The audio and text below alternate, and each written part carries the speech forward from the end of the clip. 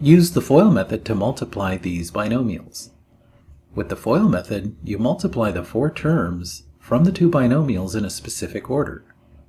Multiply the first terms, then the outside terms, then the inside terms, then the last terms. So let's multiply these binomials. Fill in the terms here. We get 2x plus 3, and here we get x plus 4. The product of the first terms is 2x times x, or 2x squared. The product of the outside terms is 4 times 2x. The product of the inside terms is 3x, and the product of the last terms is 3 times 4.